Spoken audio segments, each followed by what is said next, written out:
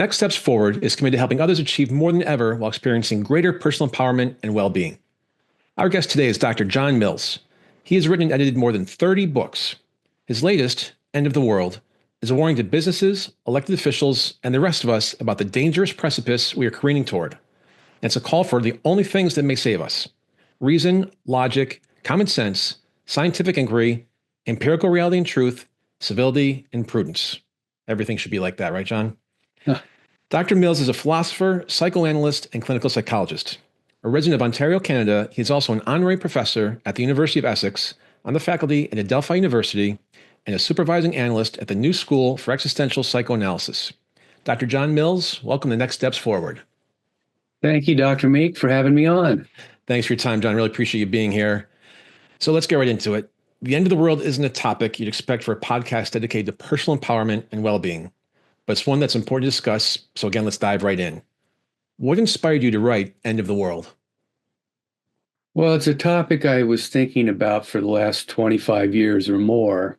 But, having lived through a doubling of the world population and then witnessing the deterioration of our environments, when the pandemic hit, I decided this was motivation to finish my little pet project. So that gets the credit. Only takes a global pandemic to finish a book. Exactly. In your prologue to your book, you say, we all have the need to find enemies.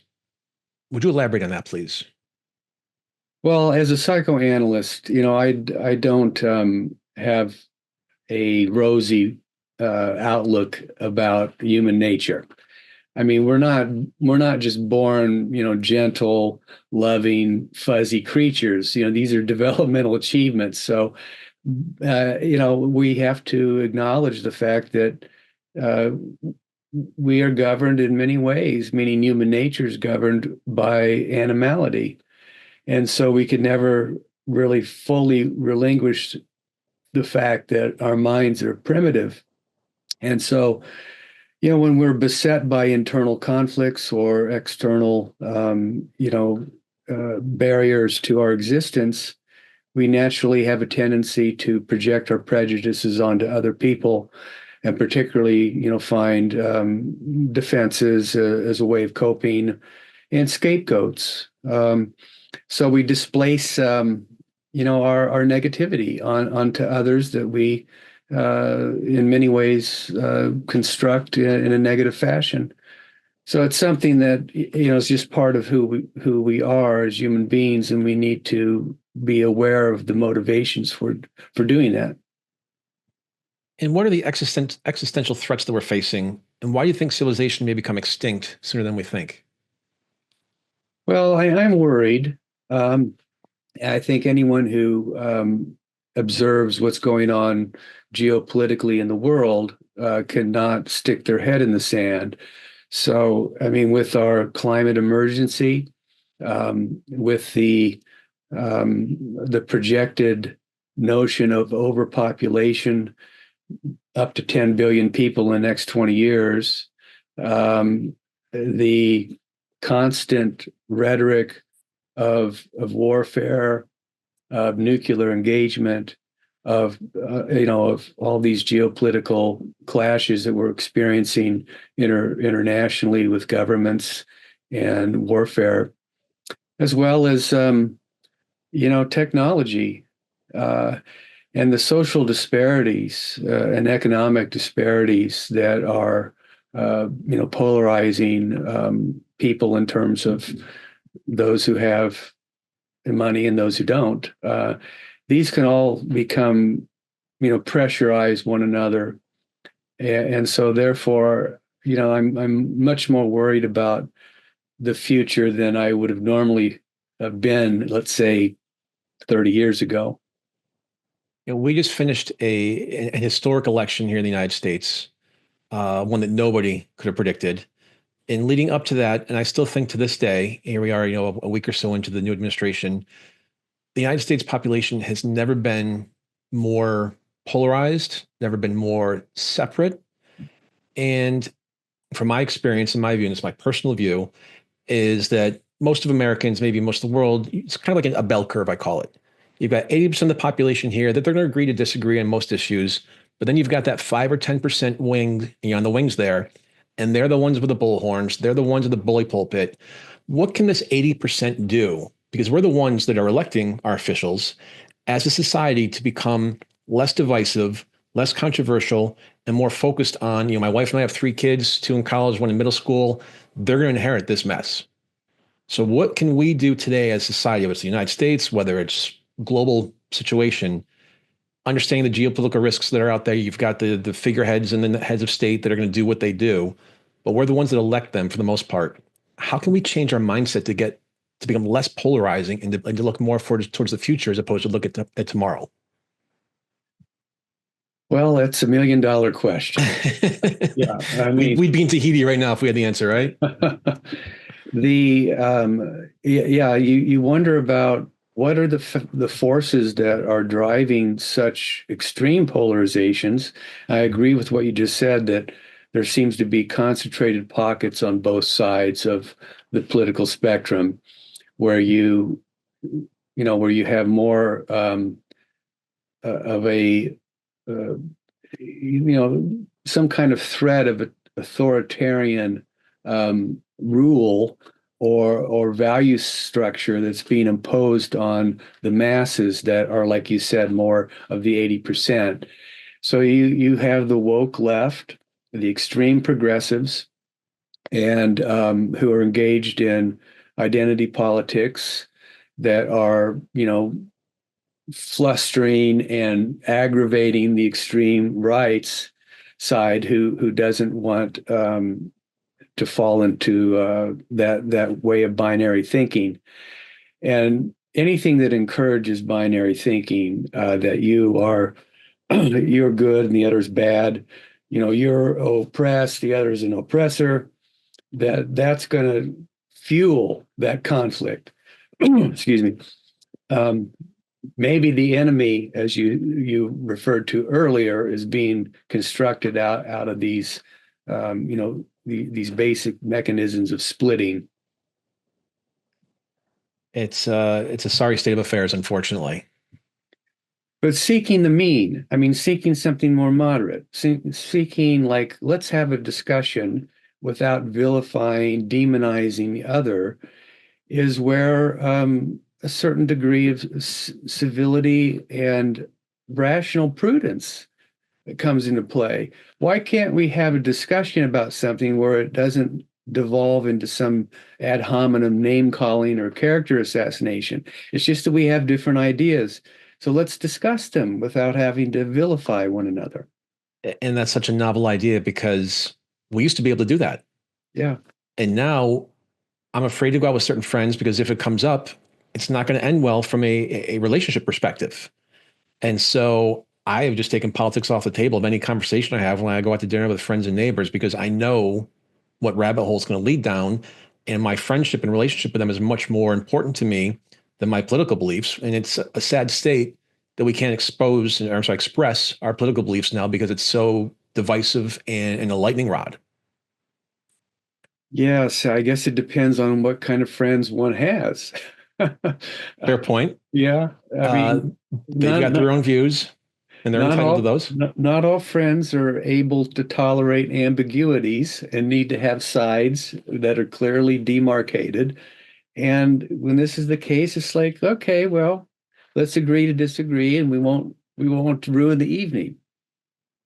Maybe as a follow-up to this conversation, as individuals, it feels like our ability to make an impact is pretty insignificant. And if that's right, what's the motivation for us to keep trying or even get out of bed in the morning?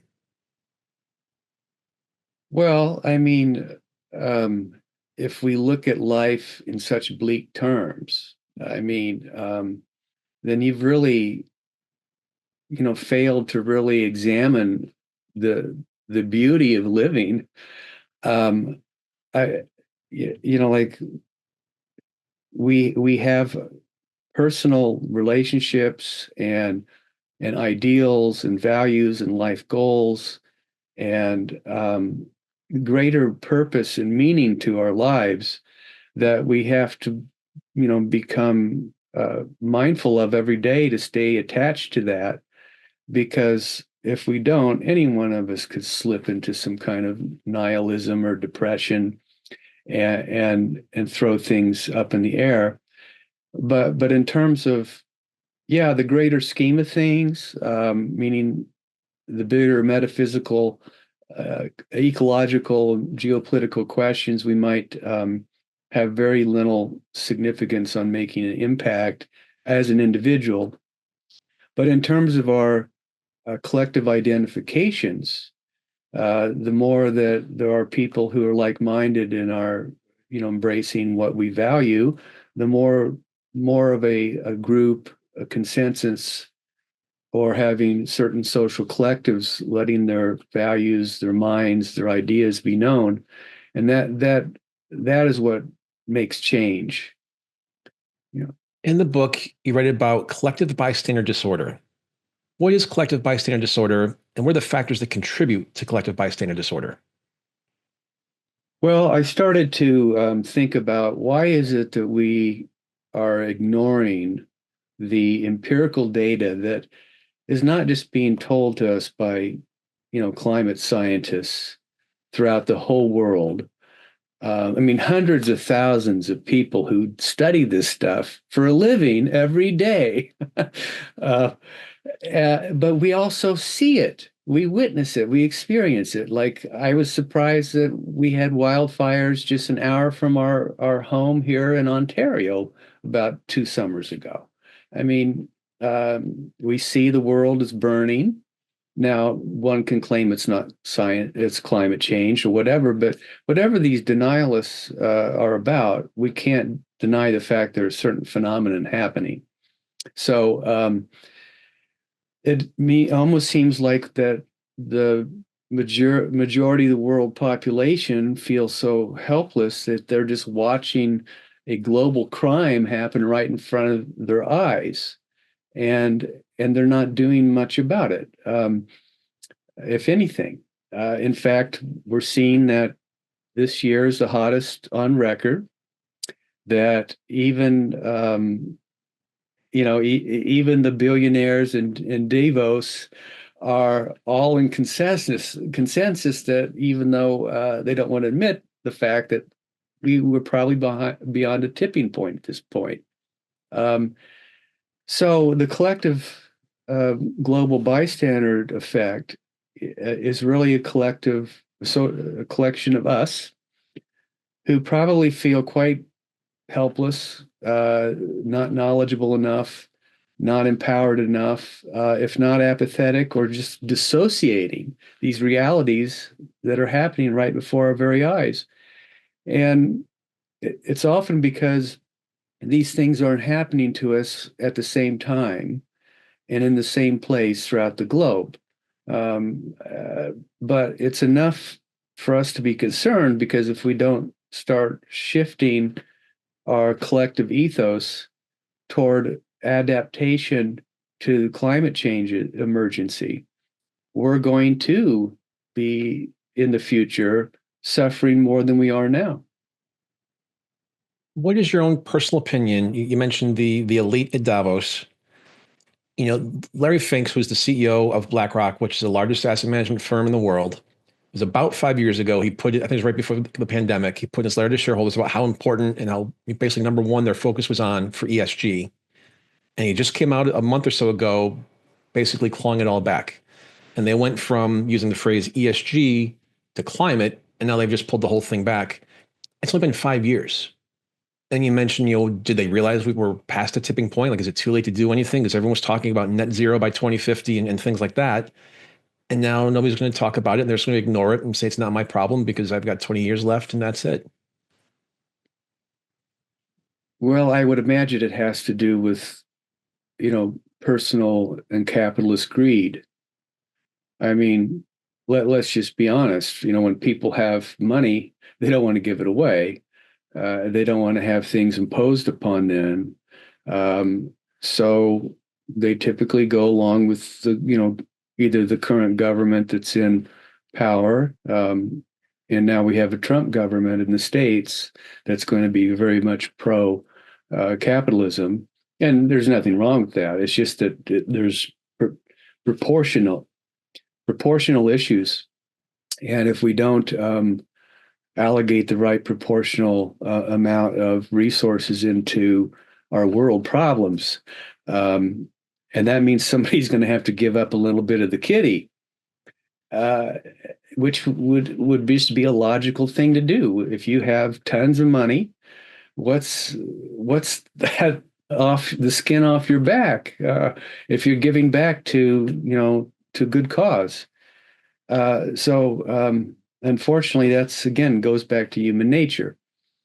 When I have something, I don't want to give it up.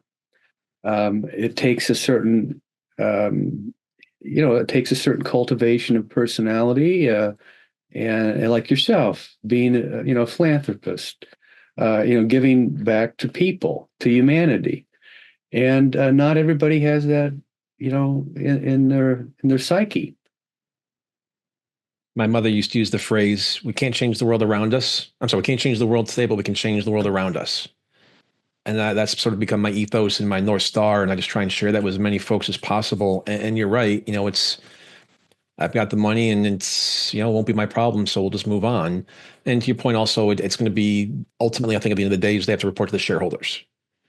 And if their performance is lacking because of their concentration in something else, whether it's ESG, whether it's climate, whether it's DEI, you're going to see that, and the shareholders will revolt. There'll be activists, and all to your point comes down to the bottom dollar, and that's unfortunate that that's where we are today. Mm-hmm. Mm-hmm. What are the consequences of collective bystander disorder in society, especially in times of global crises like climate change or humanitarian conflicts? Yeah, I'm sorry. Can you Yeah. repeat it? What are the consequences of collective bystander disorder on society, and especially in times like now of global crisis with climate change and humanitarian conflicts? Okay, so well, the consequences are we're seeing them. That you're by people not speaking out, taking a stand on their values, on electing officials into whether it be the government, people in political power, to make decisions for social collectives' values. The consequences are going to be quite dire. I mean, again, I'm predicting in my book, if things aren't handled relatively soon, we're going to see the possibility of societal collapse in various pockets throughout the globe. And if that happens, entire infrastructures will collapse, economies will collapse, and the nature of globalization will be affected. In the meantime, you're going to have countries start cannibalizing one another because they want to secure the goods and securities for their own people. So whatever nation puts their own people first is going to then want to do whatever they can to claw back as much resources and money for them, and it's going to set off probably some kind of interaction effect. And then if you've got more people on the planet, I mean, billions more people, let's say in our lifetime, you have 2 more billion people, you can have 10 billion people, you have all these individual needs, strivings, and anxieties, mental health issues in general, standard of living, everything could potentially implode. Who can afford a house today now in North America, for, let's say, the youth? Um, so let alone what the world masses could bring about. If you have food or water scarcity, you're going to have less land, which we need to live, to produce food. Who knows what could happen? I mean, especially if you get some rogue actors that start playing around with nuclear weapons, it could be a really bad scenario. And let's not be an ostrich and stick our head in the sand. Let's tackle this stuff. Not to mention, AI that's out of control. Who knows what could happen with misinformation, with the manipulation of the masses, with technologies. It could set off further deterioration, like we see, in mental health for children and youth who are just glued to their devices and haven't really formed an appropriate, cognitive development that they could for their age. They call them screenagers. I've just heard that. Yeah. Yeah. And before I forget, where can people find your book? Well, you can order it directly from the publisher, which is Roman and Littlefield, or you can go to your Indigo bookstore, or you can get it off of Amazon. I suppose it's everywhere. Perfect. Yeah. You've written extensively on existential thought. How does the end of the world tie into that philosophy? And do you think our fear of the world's end is more existential, cultural, or driven by something else? Well, it could be a combination of many motives and factors. But, when you think about the end, I mean, the existential tradition is really about actualizing your your freedom. It's about coming into being as a free agent who chooses how one wants to live one's life. And and when you realize that you're not going to be here forever, and that we have an intimate relationship of our being toward death, that means that every single choice you make every day is that much more significant. And when people realize they've been wasting their life, they're doing things that are meaningless, that are rote, that are just what they've been told or conditioned to think they should be doing. They feel helpless, or that life is meaningless. That's a motivation that you could live your life differently. You could take different routes of how you want to um, to enjoy living while you still can. So I think this is all intimately connected. It's connected from a personal, psychological perspective, from a greater social or cultural one, as well as a greater need for spiritual connection. Ultimately, when we get closer to especially as I'm getting old, that stuff matters much more to me now than it did when I was a kid. So, And we will get to that. What message does End of the World have for government and business leaders? it means that anyone in a position of authority, whether it be politicians or the people we elect into our governments, um, they have a responsibility to the people they serve, and that means that they have to be honest with themselves and not just spew out nonsense that they think that the public wants to hear simply because they're worried about their reelection campaigns. I mean, how many people are truly authentic in political offices? Very few. And when they are, they can be polarizing, like Donald Trump. But nevertheless, you see what you get. Um, I think we need people to embrace these messages from the book, and in terms of business as well. I mean, why can't you be thinking about the greater ethos of the society that you live and contribute to? So I'm hoping this can be something that people start to think seriously about. I went to Syracuse for my undergrad and graduate school, the Maxwell School for Citizenship. And in the lobby, there's a statue of George Washington. And on the wall behind him, etched in the wall, is the Athenian Oath, which basically says, leave the city state greater than you found it. What can we do to change that? Because that's not happening right now. Again, a Well, million dollar question again. yeah, I guess it's very difficult for me to speculate on how a collective mind can get together and operate in a cooperative fashion.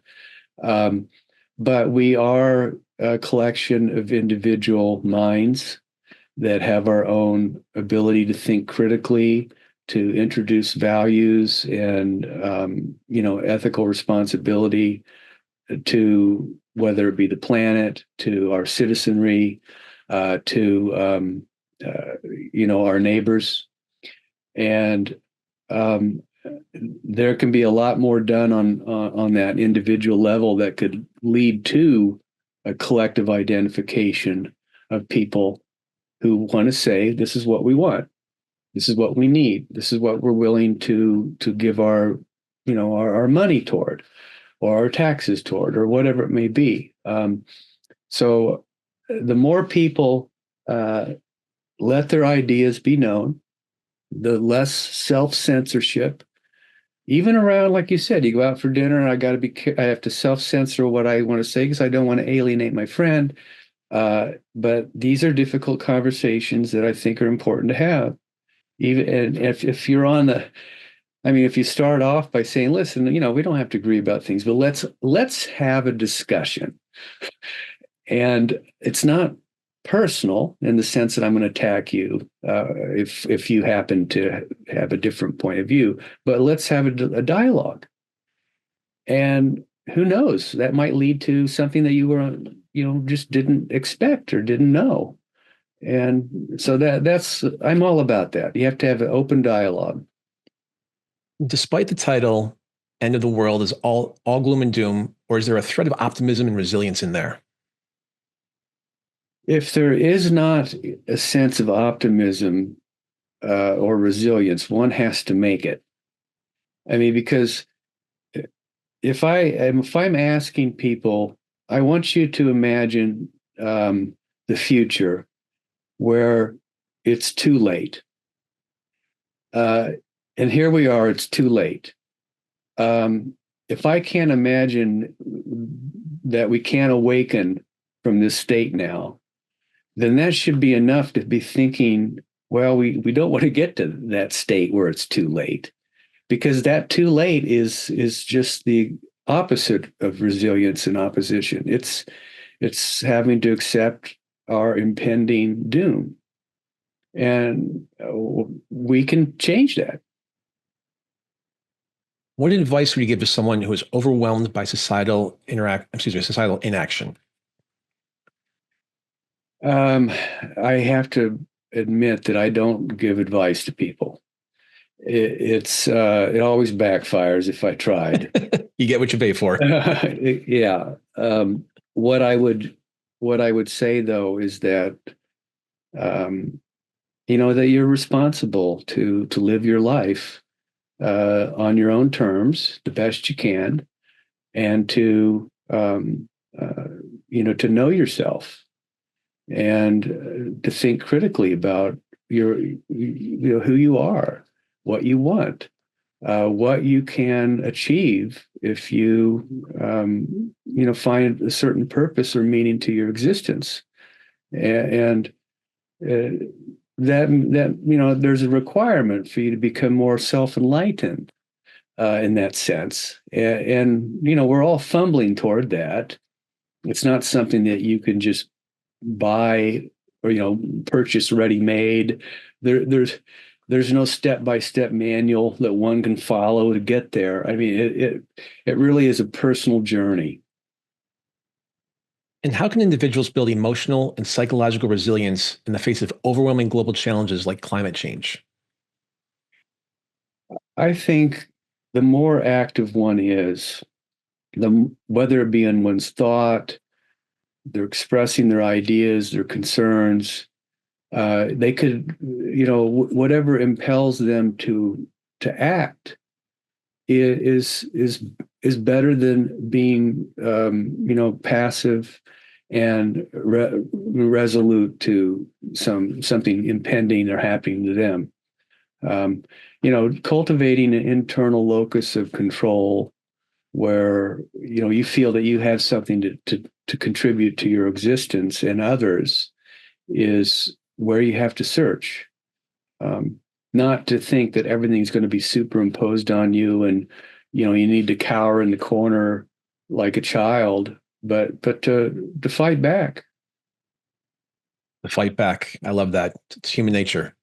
Hmm. Fight for what you believe in. Doctor, how do you personally stay hopeful or grounded when researching and writing about such disturbing topics? Well, everything that I do in terms of my research is really my attempt at therapy. So I'm trying to work out these problems in my mind. I think other people identify with them, so in many ways I feel more connected to, I guess you could say, this abstract notion of humanity. But it's meaningful to me then to try to offer some kind of insight, even if it's just that, than it would be to do nothing. And so I think that's kind of where I'm coming from. You don't know unless you try. Yeah. So let's talk about existential psychoanalysis for a moment. How is existential psychoanalysis different from other psychiatric approaches? Well, psychiatry basically today means go to a doctor, they'll do a checklist and tell you what kind of disorder you have, and here's a pill to take. So I'm in what we'd call the talking therapies that people they don't want to be told what to do. They want to be able to have a sacred space, an intimate place to talk about what really is going on in their lives. What they're trying to process and what they're experiencing on a very intimate psychic level. And so through a dialogue, through a meaningful conversation, they come to understand their own minds better and their own their own place in the world. So an existential approach is to help a person in their own process of becoming aware of who they are, their potential, what they're capable of becoming, and finding meaning and increasing a sense of agency and freedom in their existence. You've written and edited more than 30 books. I just finished my second one, it's still with the publisher. I don't know how you can possibly do 30 books. Coincidentally, there are two prolific writers named Jon Mills, same spelling, who live in Canada. The other one writes murder mysteries and thrillers. Have you two ever met? No, no, and the golfer I haven't met either. Yeah. And if people want to reach out to you to speak to you or learn more, where can they find you? Well, they can go to my website, which or they can just Google my name and you'll find my website. Okay, perfect. Two of your books, in addition to End of the World, caught my eye for different reasons. The first is a very technical book titled Treating Attachment Pathology. It's the subject matter and your expertise in that area in particular that could be helpful to some people in our audience. Would you first share the foundations, motivations, and importance of human attachment? Yes. Once again, my attempt to try to understand, human development and the psyche brought me from classical psychoanalytic thinking, meaning Freudian thinking, to more contemporary work in attachment. And this was early in my career, where I was, practicing clinician. And I realized that this is where kind of really where it's at. Instead of just like these unconscious drives that are out there acting in crazy ways, we really, this our psychological development is so contingent upon the quality of our attachment to, our family, to our parents, our siblings, other very important caregivers early in life. And that's kind of the bedrock of what more of a mature personality is built on. So the capacity for love, for intimacy, for emotional connection to others, it really can be profoundly conditioned by your early experiences in your family attachments. And that's a great segue to the next question, or maybe as a follow-up, is why do humans have such a deep-seated need to connect with others? Well, that why question always leads us to, at least it leads me to say that things are overdetermined. There are many different causal forces, of course, some of which are biologically based or based in evolutionary, development.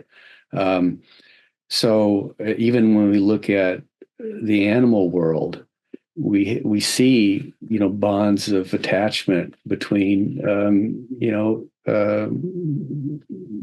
mothers particularly, but not just mothers. You'll see fathers part of a family system that are protective, and even though that I think it's uncontested fact to say that our material embodiment is got evolutionary roots to it. What it means to be, a human being or a person or a subject with one's own unique self-identity is really about the quality of your inner lived experiences. And so, what do most people want? Well, they would like to have, meaningful friendships, connections with others, and intimate, loving relationships. It'd be hard pressed to find someone who doesn't value that, and if they don't, it's probably because they've been quite traumatized, and it's impacted on their personality development. We've been talking a lot about the end of the world. How does human attachment contribute to resilience in times of crisis and adversity? Well, it has so much to do with it because if one doesn't have a sense of the connection and a loving, empathic, um, you know, unity, so to speak, with another human being or the family unit, then they don't have the internal resources to fall back on to help them, self-soothe, calm themselves, regulate their affects or internal anxiety states, and it impacts on their ability to feel at home in their own body. Yeah. And we touched on this briefly before. In a digital age where relationships often happen online, has technology influenced human attachment? Yes, you would have to conclude that it has. Whether it's been good or bad is, I suppose, open to interpretation. But um, there are many good things about technologies. I mean, we can't deny that. I mean, look how we've advanced in terms of our ability as civilizations, information exchange, advances in medicine, et cetera, all through technological revolutions. But it's also led to a number of pathologies. Um, if people are much more concerned about, gaming, online porn, they can't talk with one another face to face. Everything's through a text message. These are very stunted, forms of development. I mean, it's shocking to see how immature youth are today, how unready they are for the world. Whereas people of our era and age we didn't grow up with the internet. We didn't have a cell phone when we were in, junior high. I didn't even get a cell phone until, 5 years ago, and I don't even use it. It's there if I need to call somebody. I ran a business without having one of these damn things, so I don't want to have it. But I can see the world. I have to grow up. My wife reminds me I can't live in the Stone Age here. So yeah, it's concerning. whether or not it's leading to its own social pandemic among youth. Um, but there is nothing more irritating than when you're out with people and they're more worried about their phone than talking to you over dinner. Absolutely agree. And that's what spouses are for, to keep us in line, right? Well, and to your point about, the social interaction of the younger generation, when the pandemic hit, my wife and I had one child in high school, one child in middle school, one child in elementary school. And so I remember sitting at the dining room table next to my son. He's on his iPad, I'm on my laptop, and he's doing his math lesson, and I'm having a meeting. And he was 7 years old at the time. Wow. And I'm curious to see, and it's going to be a Harvard Business School case study 10 or 20 years from now. But to your point, how that generation, that sort of, 3-ish years, everyone was from home, how that changes people from a developmental perspective, both personally, mentally, all of that. I had a big focus on mental health going into COVID because I could kind of see the world starting to crack. Mhm. And now we're seeing that tsunami, I'm calling it, of mental health crises. Yeah. And the one positive thing of COVID was it actually put a spotlight on mental health. And by that, I mean, it made it more, it's okay to not be okay. It made it much more open to talk about, have a dialogue, and not just sort of bury it and swallow it. And to your point, go see your therapist and take a pill for it. So just my 2 cents, but I completely agree with your viewpoint in terms of how this younger generation, the Gen X, I guess they are, what they're going to look like, or Gen Z maybe, um, going forward. You touched earlier on spiritual beliefs. How do spiritual beliefs or practices interact with our need for attachment? Well, I mean, I think that people depends what we mean by spiritual, but if we mean it in a traditional Judeo-Christian way, that God becomes an attachment figure, where we have a meaningful personal relationship with an ideal being. Uh, but it also can expand a notion of consciousness that we feel much more connected to a greater whole, or the greater processes of the universe, so to speak. And people are seeking that, I believe. You can't really, it's hard to deny, even if one's completely, not religious, if they're an atheist like myself, who, even though I don't believe in a supreme being, doesn't mean that I don't have, a spiritual urge, a need, a religious instinct that's not been activated. And I think we ultimately are seeking numinous experiences. So, it getting back to the attachment question, it's kind of broadens or expands our minds to think that we're part of a greater, you know, whole. And maybe as a follow-up to that, what strategies do you think are most effective for fostering resilience and a sense of well-being without relying on religious faith? Well, there are many different people who, um, practice. I don't practice really anything other than um, my own self meditations. And of course, the Buddhist community is all about a belief system that's not theistic. It cultivates a certain mindfulness about one's experience in the cosmos. I, I see a lot of atheists or those who aren't religious have gravitated toward meditation practices. Um, so there must be something there that's helpful for people. Myself is just more about having a contemplative life and cultivating different ways of thinking. And the more, of course, I get older, I'm less rigid, and I'm more open to one. Oh, I'm interested to hear what your experience is, rather than judge it. So, in many ways, one has to be a pragmatist. If it works, if you get utility from it, and you are personally enriched by your beliefs and practices, then good for you.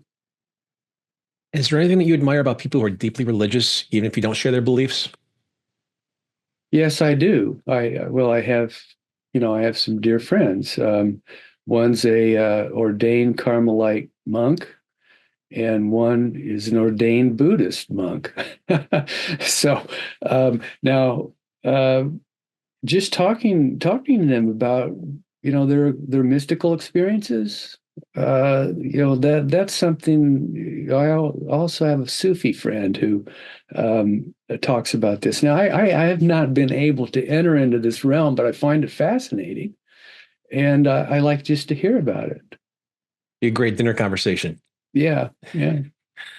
Dr. Jon Mills, author of End of the World, thank you so much for being with us today. I really appreciate your time. Well, thanks so much for having me, Chris. No, it was a great conversation, very insightful, so I really appreciate it.